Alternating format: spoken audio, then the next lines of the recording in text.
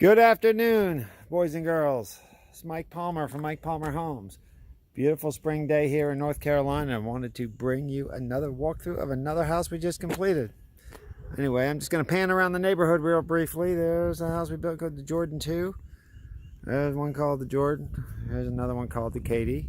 Finally got some small shrubs there. They're going to grow faster than anyone gives them credit for. Anyway, some of the houses we built in this neighborhood. However, I wanted to show this one. This is another Jordan plan. They've all been customized and modified to the customer's needs, but this one is just completed. We're starting to get some grass coming up and it's starting to look really good. Anyway, as I normally do, I'll start out with the features in the front. We did this nice Pennsylvania ledge stone from Dutch Quality Stones, one of our favorite products, and is actually one of the best sellers at the company that manufactures it.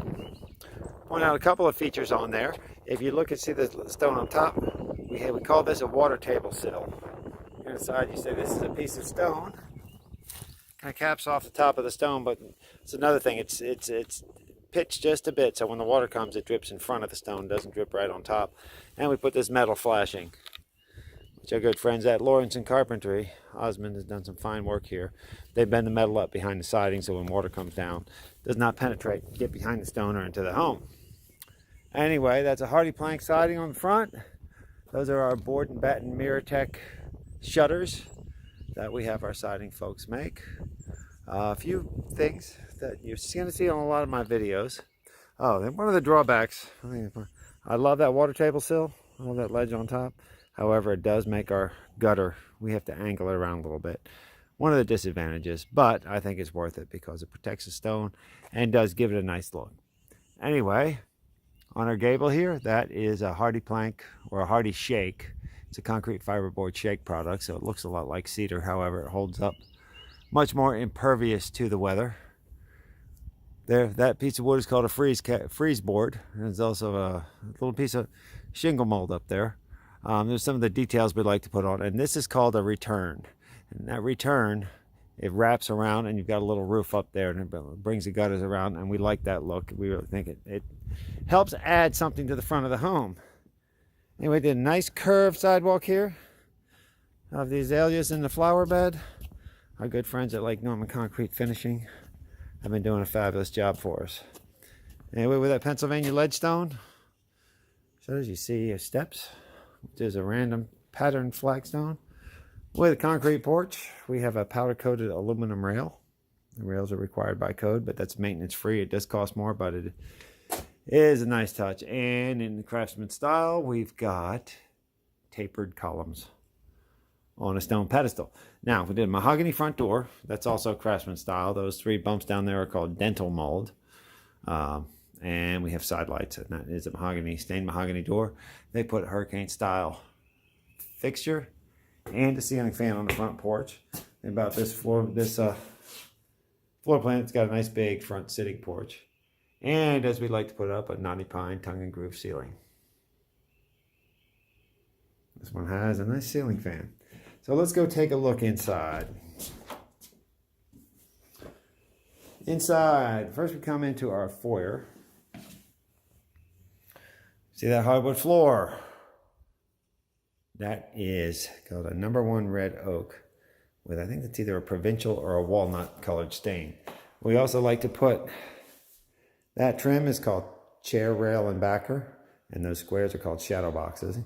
And we have a 7¼ inch baseboard, and the way we do that, we like to put the receptacles in the baseboard so that they don't interfere with the boxes. Makes for a nicer look. And here we had to put a cold air return, so we just kind of built that in there so it's kind of blended in with the shadow boxes so that it's not too obtrusive. Let me turn on. Now this room we struggle with because this is a, we don't struggle, but some people would rather have a formal dining room and some people would rather have an office. So I'm trying to get that fan on, light on. It's a cool light fixture they put up there. Anyway, so we have the technology outlets and electric outlets. So if they have a desk back there, and it is done with a shadow box and chair rail for the office, but you can keep the doors open like this and make this a formal dining room, or you can make it an office, which more and more people are doing today. We're seeing less and less use for the Formal dining room, although it's not extinct, there's lots of people that want it. So we did these double glass doors. Call them 15 light because there's 15 panes in there. And, same with the Aura bronze finish for their doorknobs. Now look at the ceiling here. The ceiling came out really, really cool. The diamond-shaped ceiling. Actually framed that down and we put crown mold up there. And that profile in there is called Curtis crown. There's several different crown molds you can use. Anyway, our foyer in this plan, in the Jordan, our foyer is always 10 foot tall. We've got a tall foyer. And we try to pretty standardly put crown mold wherever we can. Some customers prefer to do without it. Now what's cool about this back door out to the screen porch, is it's got the mini blinds built right in between the glass. So it's double glass with the mini blinds right in. You've got a control right here. Let's take a look. You see the woods. Now if you look here, they actually made this plan a little bigger. They actually widened it this way, but it gave a lot of room for this spectacular fireplace. And they went with a round arch top, which actually gives it quite a bit. And we have a rough hewn cedar mantle. We have one technology conduit up there and one electrical outlet. Most people put the TV up there. And we decided to put windows on each side. Now we're building another version of this where we're putting a triple window and 2 transom windows up there. And we're putting a fireplace on this wall. But they chose to have an entertainment center there. So there's just a bunch of different ways, like a big erector set, how we want to finish it out. And you can see it's got this really cool vaulted ceiling. So it gives this room a real spacious feel. Now, this is the dining area, kitchen. Okay, so you got a great big island, put cabinets all the way around the island, the seating area. Got a big single bowl sink. I like the single bowl. Some people like the split bowl. It's just personal preference. That's what I like. And the range and microwave. And unfortunately, somebody came and helped themselves to our dishwasher and microwave, so we got new ones on the way. But it's a really cool range. Gas range. Even a 30-inch gas range, you can still get top-of-the-line equipment. And we have some outlets in the kitchen here, in the backsplash. Plenty of outlets for them, and they went with just a subway tile, but they went on with an angled, like a kind of a herringbone pattern. Now the shelves are not in yet in the pantry, but you get this nice big pantry. These are deceptively large, these angled pantries. And the doors they chose were, we call this Cheyenne, but it's got the classic Roman arch with the beadboard pattern. So that's your kitchen. Another look at that sink. And the kitchen, okay, of course we have, looks out, you got the great view of the woods back there and our signature Mike Palmer Homes window seat. And then you'll have your table here. And what works out with this Jordan 2 plan, the way it's worked out is you have a whole lot of space for that dining area and it all ties into this room. So it feels nice and spacious for your main living area. Now, over here we have laundry room. Built a little cubby there. We can do that in this model, try to fit the dryer hose under there. Now, the way dryer hoses are, they're always a pain in the neck, but if we can build a place for it to go, to be out of the way, we're that much further ahead of the game. Washer dryer outlets. Now, typically I'm putting a utility sink in here just to wash out whatever you have to do. They chose to put it in the garage, which is also a good idea. It's right out here, so you have mops or dirty shoes or you step in something nasty and clean it out here. The only other thing we do have to insulate all the works of the drain pipe and the water feed lines to keep them from freezing. And it's not the most attractive thing in the world, but it's much more attractive than a burst pipe in the winter. So they went with a 3-car garage, which makes the bonus room in the garage really large. Anyway, got 2 openers, one for the big door, one for the little door, and some windows out front. We like to trim and paint our garages whenever possible, just because that's where you come in all the time. That's your main entryway, so that it looks, you have more of that look. Because if they look horrible, that's the first thing you see when you come in your house, and it's just a lot nicer, in our opinion. And we have a utility door there just to walk out, just so you don't have to open the garage door every time you have to leave out your garage. And we have this little utility closet. It's underneath the stairs, but we figure why waste the space? So it's a great place to put spare paint or whatever you don't want sitting out in the middle of your garage. All right, there's that. Let's go check out the master suite. Oftentimes we'll have another window seat here in the master, but some people choose to do that. Some people only want one. So we didn't put one here. We have a double trade or double coffered ceiling. Whatever terminology you want to use for it, but we've got 3 layers of crown mold in here, so it gives us that high ceiling effect. 7¼ inch base, but in this master suite, back here's where the bed would be. So we have your technology port over there. You've got, that's your master closet. I really like a double, we call it ball catch door because there's a ball that catches, but I like a double door because it doesn't take up as much wall space on the room. I also like that for the master, because for the master bath, because a lot of times it stays open, but when you open it up, it doesn't take up as much wall space. And it also doesn't take up wall space in the bathroom, because if we had a door swing in, if it swings out, it swings into the bathroom. If it swings in, it covers up where the switches are. Or if you swing it in here, it hits this shower wall. So anyway, I think this is ideal. And I have this in my house and I really enjoy it. My wife and I think it's and here you have more room to hang towel racks and do, you know, whatever you want to do with that wall. Now, this is what we call a cave shower or a walk-in shower or a zero curb shower, because you see there's no curb there, so there's nothing to trip over, nothing in your way. And we actually lower the framing when we frame the house so that this all contours down and you have a drain in the middle. That way, you take your shower, all your water flows down here. A couple of features we put in this shower are, we have the water control over here, shower head over there, so that way you can get the water how you like it and test it with your toe rather than standing under it while you wait for the water to get hot. We also put a niche here and a seat, so you can put the shampoo and the, you know, all the personal products there out of the way so you don't see them when you come in. If you're really desperate for space in the shower, I suppose you could always put plenty of products up here on the shelf, but anyway, that's just our quartz cap to match our countertop. Anyway, we put a half glass here. Now what this half glass does is it makes your room feel bigger because you can see all this. You've got a window up there, a transom window for natural light, privacy window, but it's nice to get all that light and it's nice to get a view of the trees. If we had a full wall up here, you know, the steam wouldn't escape as well and you wouldn't see all that tile and the bathroom would feel more closed in. So this way you still have glass to clean, but you still get to see all that nice tile. And it's a mosaic pattern on the floor. Obviously we need smaller tiles there, so to catch contours so that water can flow downhill. Anyway, so it's got a double sink in here. This double sink is done. We have a drawer base in the middle, so you have drawers. Some people, we leave an open floor space and a chair to sit in. Some people like the chair, some people don't. It's kind of a 50-50 thing. The mirrors are not hung yet, but they're going to have a mirror under each vanity. And in the commode room, we've got a window. We've got a full, you know, we like the comfort height and elongated bowl, a nice comfortable size commode, and a window for natural light and additional ventilation.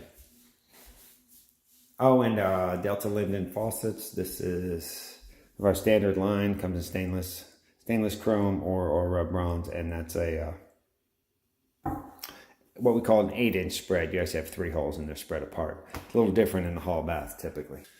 And that's about all you need in the master. Now they've got 2 bedrooms on the other side of the house. A lot of parents like that because the kids are on the other side of the house from the master or the guests. Oh, before we go there, let's take a peek at the back porch. Now, like our front porch, we've gone with the knotty pine ceilings, knotty pine tongue and groove ceilings, and this is just a screened-in porch. But because this backyard is high and it's low to the ground, we went with a concrete porch here.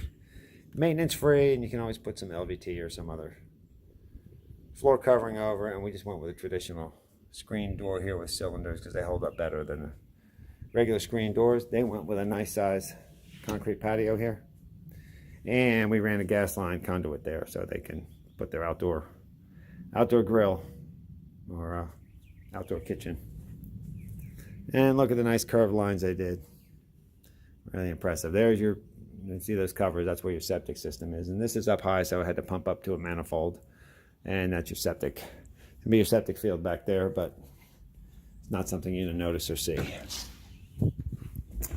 It'll just look like grass. So let's get back to the back two bedrooms. There's our front door. Nice spring day. Here, let's close it and get a look from the inside. You have the three windows or three lights up top. That up top is called the transom, and those are called side lights.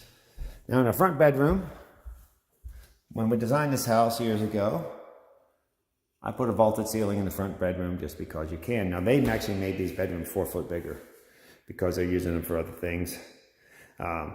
They expanded this house, so it makes for a great big vault, but it really makes this room nice and big and spacious. As you can hear the echo, and we were able to put a bigger closet